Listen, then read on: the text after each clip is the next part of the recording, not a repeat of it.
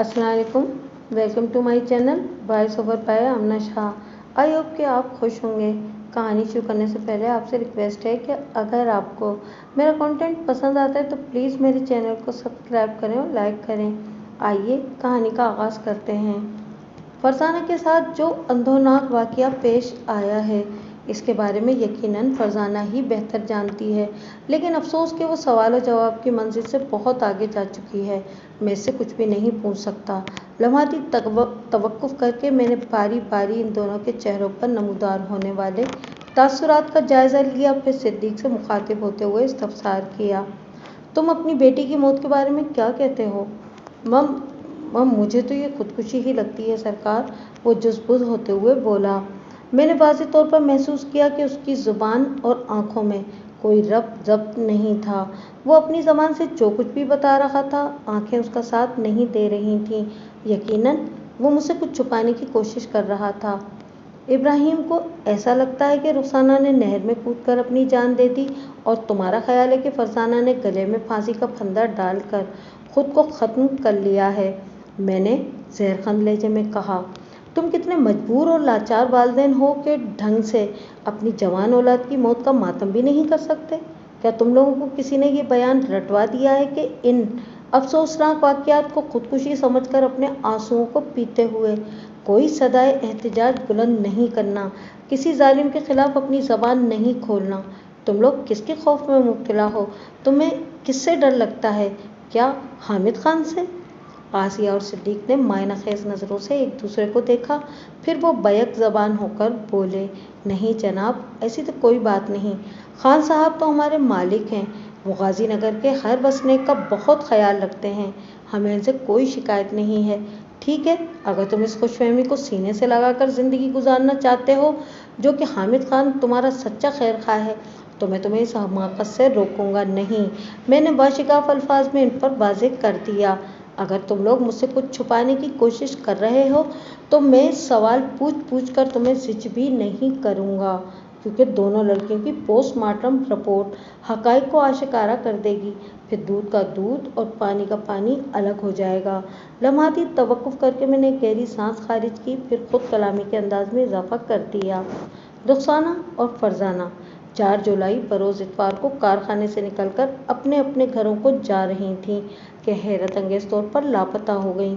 इसके बाद 6 जुलाई की सुबह रुखसाना ने नहर में छलांग लगाकर खुदकुशी कर ली और 7 जुलाई की सुबह यानी आज फरजाना ने खुद को एक दरख्त से लटकाकर जान दे दी।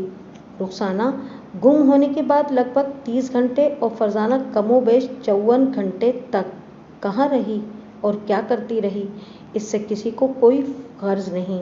सबका एक ही मौक़िफ़ है कि इन दोनों ने खुदकुशी की है, लेकिन मैं इतने लाचार और अहमकाना अंदाज में नहीं सोच सकता।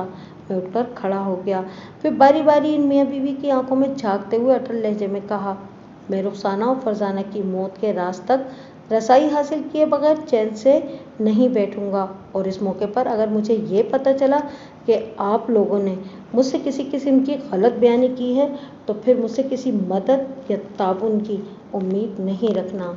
इनके रद्द-ए-अमल का इंतज़ार किए बगैर मैं घर से निकल आया।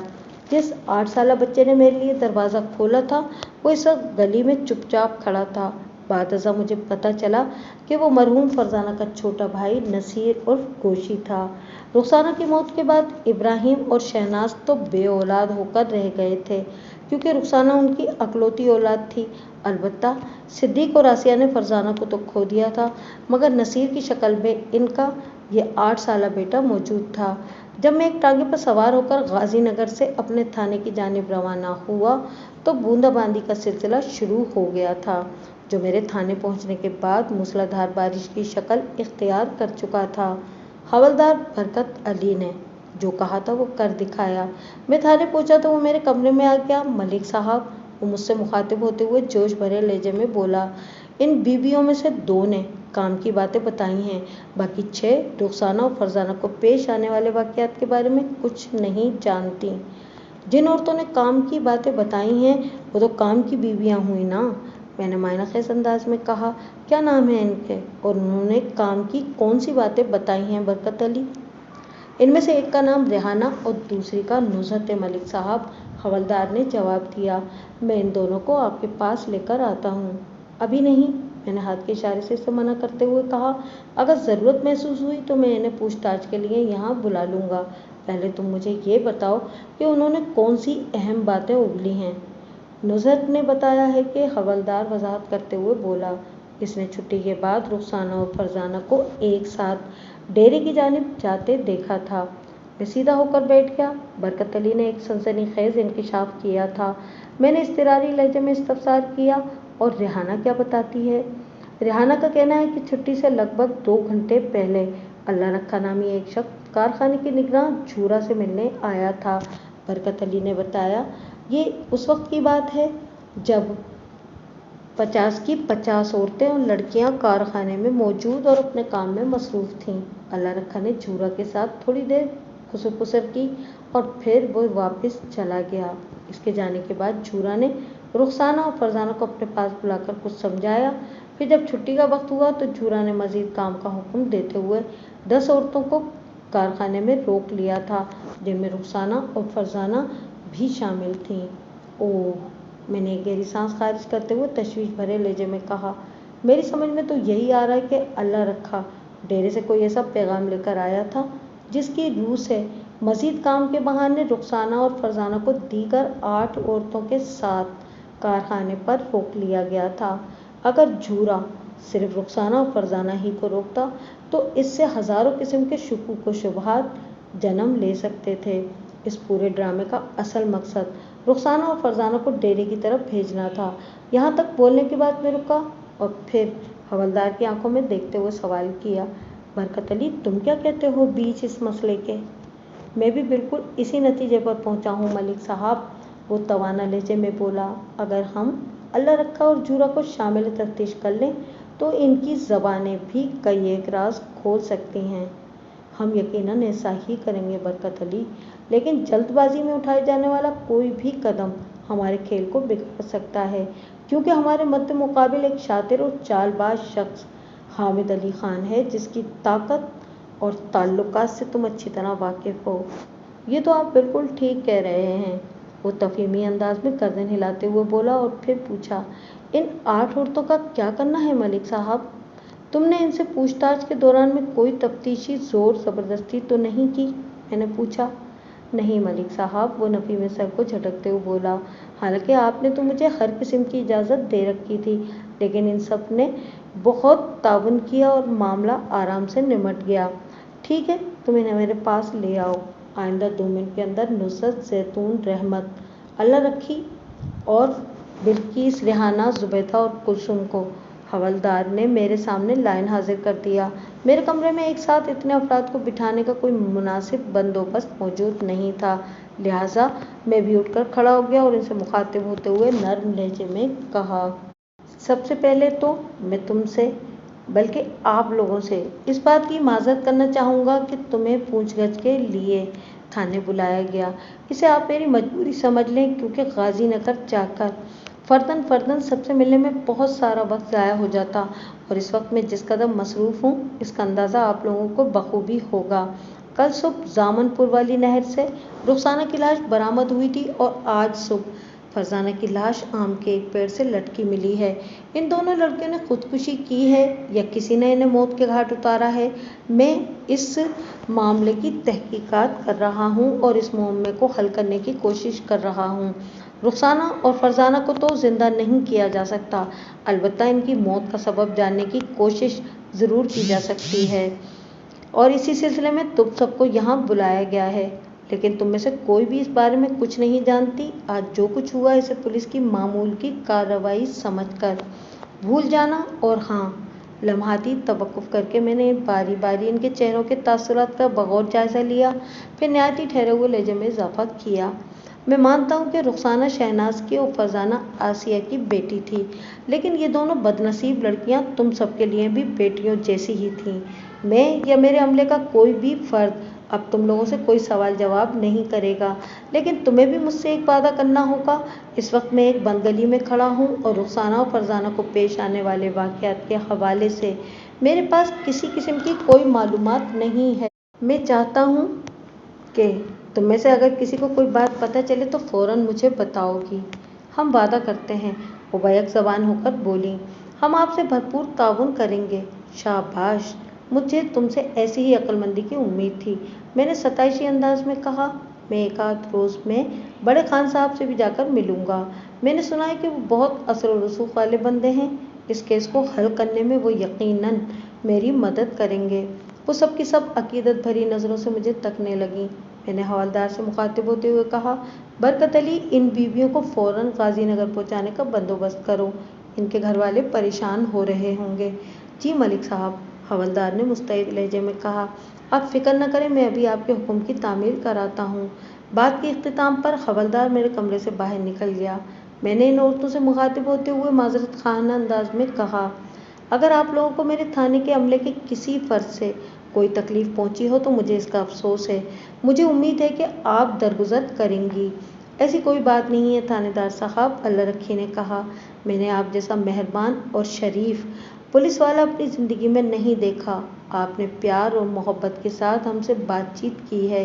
आपके हवलदार ने भी पूछगछ के दौरान हमारे साथ नरमी का बर्ताव किया है, जबकि पुलिस वाले तो लात जूते की ज़बान में बात करते हैं और गालम गलोच तो जैसे उनकी घुट्टी में पड़ी होती है। मुझे अपने मकसद में 100% कामयाबी हासिल हो गई थी। मैं यही चाहता था कि ये औरतें थाने से खुश और मुतमईन होकर जाएं और ये बात इनके जहनों पर नक्श हो जाए कि रुखसाना और फरजाना के हवाले से मेरी तफ्तीश की गाड़ी अभी तक 0 पॉइंट पर खड़ी है। अलावाजी, मैं हामिद खान को बहुत अच्छा इंसान समझता हूँ और इनसे मदद लेने में किसी किस्म की हिचकिचाहट महसूस नहीं करता। ये दरहकीकत खैर सगाली का एक ऐसा पैगाम था जो इन औरतों के ज़रिए गाज़ीनगर और फिर वहाँ से सीधा हामिद खान तक पहुँचना था। मैंने हामिद खान को अंधेरे में रखकर ही कोई कारनामा अंजाम देना था। अल्लाह रखी, मैंने इसके तारीफ़ी कलमात के जवाब में कहा, बस समझ लो कि जिस तरह एक हाथ की 5 उंगलियां बराबर नहीं, बिल्कुल वैसे ही तमाम पुलिस वाले भी एक जैसे नहीं हो सकते। जी, ये तो आप बिल्कुल ठीक कह रहे हैं, वो इस बात में सर हिलाते हुए बोली। इसी वक्त हवलदार बरकत अली ने मेरे कमरे में आकर इतला दी, मलिक साहब, टांगा तैयार है और इस वक्त बारिश भी रुकी हुई है। मेरा ख्याल है इन लोगों को फ़ौरन निकल जाना चाहिए। तुम्हारा ख्याल दुरुस्त है बरकत अली, मैंने कहा।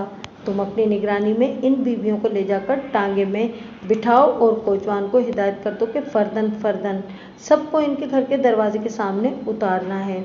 बरकत अली, ठीक है मलिक साहब, कहते हुए इन्हें अपने साथ ले गया। 5 मिनट के बाद वो दोबारा मेरे सामने बैठा हुआ था। उसने तारीफी नज़र से मुझे देखा और गहरी संजीदगी से बोला,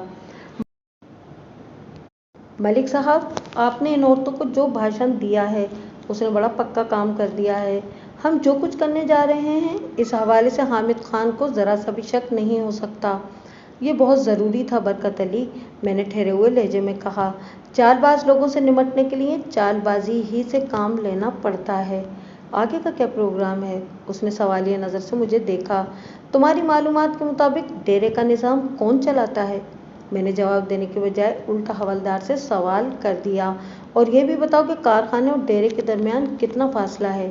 डेरे पर हामिद खान के 2 ख़ास आदमी होते हैं जिनके नाम अरशद और फैयाज़ हैं, हवलदार ने बताया। ये दोनों खान साहब की ज़राई अराज़ी के मामलात को देखते हैं। अगर कोई शख्स कारखाने से डेरे की सिमत जाए तो लगभग 2 मिनट में ये फासला तय किया जा सकता है। गाज़ीनगर से निकलने के बाद सबसे पहले फलों के बागात आते हैं, इसके बाद कारखाना, फिर थोड़े फासले पर डेरा। डेरा ज़मीनों के अंदर बना हुआ है और कच्चे रास्ते के बिल्कुल नज़दीक है, और इसी कच्चे रास्ते के पहलू में नहर रवां दवां है। मैंने पुरसोच अंदाज में कहा, जी बिल्कुल। उसने इस बात में सर हिलाया। अब मेरी बात गौर से सुनो बरकत अली, मैंने ठहरे हुए लहजे में कहा। तुम्हारी तफ्तीश के नतीजे में रिहाना ने बताया कि वक़ुआ के रोज़ छुट्टी से कुछ देर पहले अल्लाह रखा नामी एक अधेड़ उम्र शख्स कारखान के निगरां झूरा से मिलने के लिए आया था। इसके बाद ही झूरा ने किसी ज़रूरी काम से रुखसाना और फरजाना को अपने पास बुलाया। अलावा इसी नुसरत की ज़बानी तुम्हें पता चला है कि उसने छुट्टी के बाद रुखसाना और फरजाना को एक साथ डेरे की सिमत जाते हुए देखा था। यूँ समझ लो कि हमारे पास बकरे का गोश्त, चावल, नमक, मिर्च और दीगर गरम मसाला जात, घी, प्याज, बर्तन, चूल्हा, आग, पानी, सब कुछ मौजूद है। ہم نے ان چیزوں کا ایک خاص ترتیب کے ساتھ استعمال کرتے ہوئے خوش ذائقہ گرما گرم مٹن پلاؤ بنانا ہے۔ میری بات تمہارے پلے پڑ رہی ہے نا؟ بات کے اختتام پر میں نے سوالیہ نظر سے حوالدار کی طرف دیکھا تو وہ جوشیلے انداز میں بولا، 101% ملک صاحب، اگر آپ کہیں تو میں بھی مٹن پلاؤ بنا کر دکھاتا ہوں۔ حوالدار کی ذہانت کو آزمانے کا یہ اچھا موقع تھا۔ میں نے اس کی آنکھوں میں دیکھتے ہوئے کہا، ٹھیک ہے، بناؤ۔ دیکھیں جناب، وہ پر اعتماد لہجے میں وضاحت کرتے ہوئے بولا، ہم فرض کر لیتے ہیں کہ فیاض یا ارشد نے یا دونوں نے اللہ رکھا کو یہ سمجھا کر جھورے کے پاس بھیجا ہوگا کہ آج یعنی وقوع کی شام فرزانہ اور رخسانہ کو کسی بھی طرح ڈیرے پر لانا ہے۔ جھورے نے مزید کام کے بہانے کارخانے میں کام کرنے والی 40 عورتوں کو معمول کے مطابق چھٹی دے کر ان کو روک لیا، جن میں فرزانہ اور رخسانہ بھی شامل تھیں۔ رخسانہ کی ماں شہناز اور فرزانہ کی ماں آسیہ بھی تھی۔ رخسانہ اور فرزانہ کو اپنے پاس بلا کر جھورا پہلے ہی ان کے کان میں کچھ پھونک چکا تھا۔ چنانچہ چھٹی کے بعد یہ دونوں لڑکیاں جھورے کی ہدایت کے مطابق چپ چاپ ڈیرے کی جانب چل پڑی تھیں۔ ڈیرے پر پہنچنے کے بعد ان کے ساتھ کیا ہوا، اس بارے میں درست اندازہ لگانا میرے بس کی بات نہیں، البتہ اس بات کا مجھے یقین ہے کہ رخسانہ اور فرزانہ کی موت کا ڈیرے کے ساتھ بڑا گہرا تعلق ہے۔ حوالدار اپنی بات مکمل کرنے کے بعد سوالیہ نظر سے مجھے تکنے لگا تو میں نے صاف گوئی کا مظاہرہ کرتے ہوئے کہا، برکت علی، تم نے اپنے الفاظ میں میری سوچ کی عکاسی کر دی ہے۔ کیا واقعی؟ وہ بے یقینی سے مجھے دیکھنے لگا۔ ہاں، میں نے زیر لب مسکراتے ہوئے ستائشی لہجے میں کہا، برکت علی، میری نظر میں تم ایک ذہین اور تجربہ کار پولیس اہلکار ہو۔ بہت بہت شکریہ ملک صاحب، وہ فرط جذبات سے معمور آواز میں بولا، آپ بڑے فراخ دل اور سچے انسان ہیں، ورنہ میں نے پولیس ڈپارٹمنٹ میں سینئر آفیسرز کو بہت کم اپنے جونیئرز کی تعریف کرتے دیکھا اور سنا ہے۔ تم نے بزرگوں کا یہ فرمان تو یقیناً سن رکھا ہوگا کہ عزت کریں اور عزت کروائیں۔ میں نے معدل انداز میں کہا، یہی فارمولہ عزت کی جگہ تعریف پر بھی صادق آتا ہے۔ مطلب یہ کہ اگر آپ چاہتے ہیں کہ سینئر آفیسرز آپ کی تعریف کریں تو آپ کو اپنے جونیئرز کی تعریف کرنے کی عادت ڈالنا ہوگی۔ میں نے تو اسی اصول کو اپنا شعار بنا رکھا ہے۔ آپ نے مجھے بڑی قیمتی نصیحت کی ہے ملک صاحب، وہ تشکرانہ انداز میں بولا، میں آپ کی اس بات کو ہمیشہ یاد رکھوں گا۔ ویری گڈ، میں نے کہا، میری دعا اور کوشش ہوگی کہ جلد ہی تمہاری محکمہ جاتی ترقی ہو۔ شکریہ ملک صاحب، اس نے عقیدت بھرے لہجے میں کہا اور پھر پوچھا، کیا ہم آج ہی جھورا یا اللہ رکھا کو اٹھا لیں؟ جب ان دونوں پر ہم سختی کریں گے تو وہ سچائی بیان کرنے پر مجبور ہو جائیں گے۔ پھر ہمیں یہ جاننے میں کوئی مشکل پیش نہیں آئے گی کہ 4 جولائی کی شام ڈیرے پر رخسانہ اور فرزانہ کے ساتھ کیا واقعہ پیش آیا تھا۔ ہم جیسے ہی جھورا، اللہ رکھا، فیاض یا ارشد پر ہاتھ ڈالیں گے، حامد خان کو ہماری اس کارروائی کی خبر ہو جائے گی اور میں اس کھیل کو کسی قیمت پر بگاڑنے کے حق میں نہیں ہوں۔ تو کیا پھر ہم ہاتھ پر ہاتھ رکھے بیٹھے رہیں؟ اس طرح کی کوئی بات نہیں ہے برکت علی، میں نے اسے اپنے منصوبے سے آگاہ کرتے ہوئے کہا، کل کا دن ہم نے بالکل خاموشی سے گزارنا ہے تاکہ حامد خان کو یہی تاثر ملے کہ تھانہ ان دونوں لڑکیوں کی موت سے کوئی خاص دلچسپی نہیں رکھتا۔ اس دوران میں ہم دونوں نے چند اہم کام نمٹانے ہیں جس سے اس کیس پر ہماری گرفت اتنی مضبوط ہو جائے گی کہ حامد کی طاقت، اختیار اور تعلقات بقول کسے ہاتھ ملتے رہ جائیں گے۔ اس نے سرسراتے ہوئے لہجے میں استفسار کیا، ایسے کون سے اہم کام ہیں ملک صاحب؟ نمبر 1، مجھے دونوں لڑکیوں کی پوسٹ مارٹم رپورٹ کا انتظار ہے۔ مذکورہ رپورٹ کی روشنی میں ایک مضبوط اور مربوط لائحہ عمل تیار کرنا ہوگا، میں نے وضاحت کرتے ہوئے کہا۔ نمبر 2، میں کل صبح ڈی ایس پی صاحب سے ملنے جا رہا ہوں، وہ ہماری ہی سوچ کے پولیس آفیسر ہیں۔ کوئی بڑا قدم اٹھانے سے پہلے ایس پی صاحب کو اعتماد میں لینا ضروری ہے۔ نمبر 3، کل کا پورا دن تم نے میری غیر موجودگی میں اس تھانے کو سنبھالنا ہے اور کانسٹیبل اشفاق پر کڑی نگاہ رکھنا ہے۔ میری غیر حاضری کے بارے میں جو کوئی بھی پوچھے تو تم نے یہی بتانا ہے کہ میں اپنے کسی عزیز کی شادی میں شرکت کے لیے سرگودا گیا ہوں۔ اس سے مخالفین کو یہ پیغام جائے گا کہ تھانہ انچارج ملک صفدر حیات کو رخسانہ اور فرزانہ کے کیس سے کسی قسم کی کوئی دلچسپی نہیں ہے، وہ اپنی پیشہ ورانہ ذمہ داریوں کو پسے پشت ڈال کر شادی کی دعوت اڑانے سرگودا چلا گیا ہے۔ اگر ہمارے مخالفین اس ڈگر پر سوچیں گے تو اس کا ہمیں بہت فائدہ حاصل ہوگا۔ زبردست، وہ توصیفی انداز میں بولا۔ ملک صاحب، آپ نے تو کمال کا منصوبہ بنایا ہے۔ اس منصوبے پر کما حق کہوں، عمل درآمد کے لیے مجھے تمہارے بھرپور مدد درکار ہوگی۔ میں نے کہا، میں قدم قدم پر آپ کے ساتھ ہوں۔ ملک صاحب، وہ پرعزم انداز میں بولا۔ حوالدار برکت علی تھوڑی دیر میرے پاس بیٹھ کر چلا گیا۔ مغرب سے پہلے کانسٹیبل وحید کی واپسی ہوئی۔ وہ سیدھا میرے کمرے میں چلا آیا اور تھکے ہوئے انداز میں مجھے سلام کیا۔ میں نے اس کے سلام کا جواب دینے کے بعد پوچھا، کیا بات ہے وحید، تم کافی نڈھال دکھائی دے رہے ہو؟ تم نے فرزانہ کی لاش کو تو سرکاری ہاسپٹل پہنچا دیا ہے نا؟ جی ملک صاحب، وہ اس بات میں گردن ہلاتے ہوئے بولا۔ پریشانی والی کوئی بات نہیں، بس تھوڑی تھکن محسوس کر رہا ہوں۔ رات کو آرام کروں گا تو سب ٹھیک ہو جائے گا۔ رخسانہ کی لاش کب تک واپس ملے گی؟ میں نے پوچھا۔ رخسانہ کا پوسٹ مارٹم ہو گیا ہے، وحید نے بتایا۔ میری بڑے ڈاکٹر سے ملاقات ہوئی ہے، وہ کہتے ہیں کہ آج فرزانہ کا پوسٹ مارٹم بھی ہو جائے گا اور دونوں لڑکیوں کی لاشوں اور رپورٹس کو کل صبح ہمارے حوالے کر دیا جائے گا۔ ڈاکٹر صاحب نے آپ کو بلایا ہے۔ کانسٹیبل کے آخری جملے نے مجھے چونکنے پر مجبور کر دیا۔ مجھے کس لیے بلایا ہے؟ میں نے تیز لہجے میں سوال کیا۔ رخسانہ کے پوسٹ مارٹم اور طبی معائنے کے بعد کچھ ایسی چیزیں سامنے آئی ہیں جس کا ذکر وہ صرف آپ ہی سے کرنا چاہتے ہیں، کانسٹیبل نے بتایا۔ انہوں نے کہا ہے کہ صبح انچارج صاحب کو اسپتال بھیجو۔ مجھے انہوں نے صرف اتنا بتایا کہ رخسانہ کی موت خودکشی سے واقع نہیں ہوئی۔ اس بات کا تو مجھے پہلے ہی شک بلکہ یقین تھا کہ رخسانہ نے خود اپنی جان نہیں لی۔ میرے ایسے خیالات فرزانہ کی موت کے بارے میں بھی تھے۔ ڈاکٹر مجھے کون سی راز کی بات بتانے والا تھا؟ اس سے مجھے گہری دلچسپی تھی۔ یقیناً یہ کوئی انتہائی سنسنی خیز معاملہ تھا۔ اس بات کا تو مجھے پہلے ہی شک بلکہ یقین تھا کہ رخسانہ نے خود اپنی جان نہیں لی۔ میرے ایسے خیالات فرزانہ کی موت کے بارے میں بھی تھے۔ ڈاکٹر مجھے کون سی راز کی بات بتانے والا تھا اور اس سے مجھے گہری دلچسپی تھی۔ یقیناً یہ کوئی انتہائی سنسنی خیز معاملہ تھا۔ ٹھیک ہے وحید، تم جا کر آرام کرو، میں نے سرسری انداز میں کہا۔ کل صبح کے معاملات میں خود دیکھ لوں گا۔ کل مجھے اپنے ایک عزیز کی شادی میں شرکت کے لیے سرگودا جانا ہے، تو میرے ساتھ ضلعی اسپتال چلنا۔ میں دونوں لڑکیوں کی لاشیں تمہارے حوالے کر کے خود سرگودا جانے والی بس میں بیٹھ جاؤں گا۔ ٹھیک ہے جناب، وہ مضبوط لہجے میں بولا۔ میں کل صبح ہی آپ کی خدمت میں حاضر ہو جاؤں گا۔ یہ جس زمانے کا ذکر ہے، ان دنوں پنجاب میں شادیاں دن میں ہوا کرتی تھیں۔ بارات کی ضیافت کے لیے شاندار لنچ کا بندوبست کیا جاتا تھا اور سورج غروب ہونے سے پہلے دولہا اپنی دلہن کو لے کر گھر پہنچ جایا کرتا تھا۔ وحید کے جانے کے بعد میں نے برکت علی کو اپنے پاس بلا کر تازہ ترین صورتحال سے آگاہ کیا اور پوچھا، تمہاری نظر میں کانسٹیبل وحید کیسا بندہ ہے؟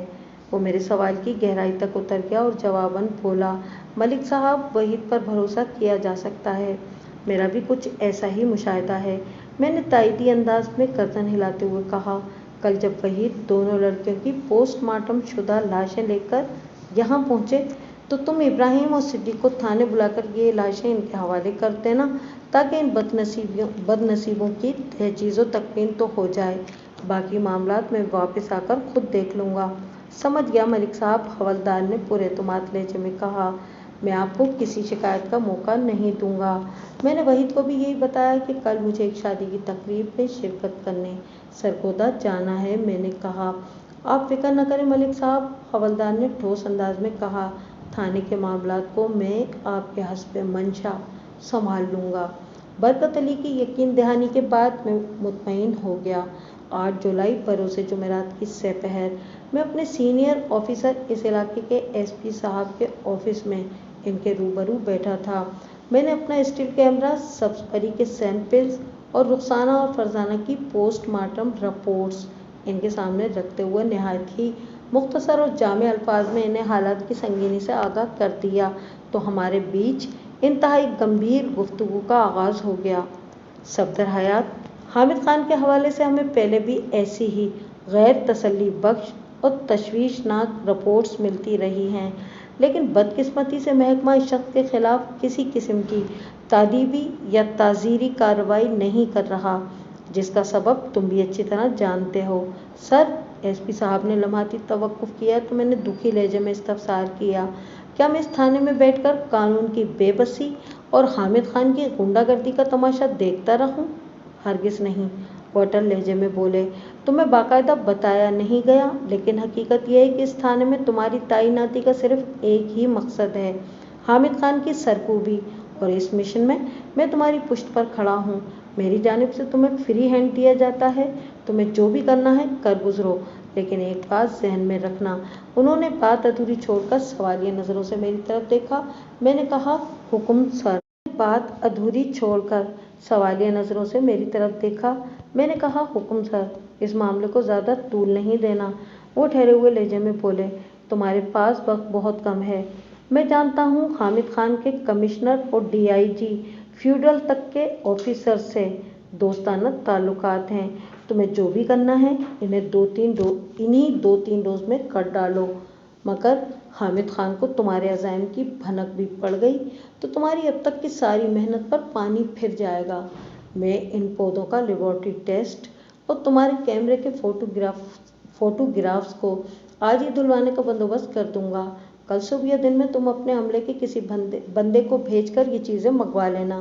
थैंक यू सर, मैंने ममनूनियत भरे लहजे में कहा। मैं सिर्फ पोस्टमार्टम की रिपोर्ट्स और आपके ग्रीन सिग्नल का इंतज़ार कर रहा था। अब ये दोनों चीज़ें मुझे हासिल हो गई हैं। इंशाल्लाह आने वाले 2-3 रोज़ में हामिद खान और इसके मावनीन कानून की आहानी सलाखों के पीछे होंगे। सफदर हयात, वो बोझल आवाज़ में बोले। इन मासूम लड़कियों की पोस्टमार्टम रिपोर्ट्स पढ़कर तो मेरी गर्दन शर्म से झुक गई है। यकीन नहीं आ रहा कि कोई इंसान ऐसी दरिंदगी का मुजाहरा भी कर सकता है। एसपी साहब ने इस वक्त सही मायनों में मेरे एहसासात की तर्जुमानी की थी। फरजाना और रुखसाना की पोस्टमार्टम रिपोर्ट्स को देखकर और डॉक्टर से बातचीत के बाद मेरा खून खौल उठा था। आप भी अगर अपना दिल जलाना और ब्लड प्रेशर बढ़ाना चाहते हैं तो सुन लें। मैं नहायती मोहतात अल्फाज का इस्तेमाल करते हुए इन मासूम लड़कियों पर गुजरने वाली क़यामत का अहवाल आपकी खिदमत में पेश करता हूँ। रुखसाना की मौत पोस्टमार्टम रिपोर्ट के मुताबिक 5 और 6 जुलाई की दरमियानी रात किसी वक्त वाक़ हुई थी और मौत का सबब था असमत दरी।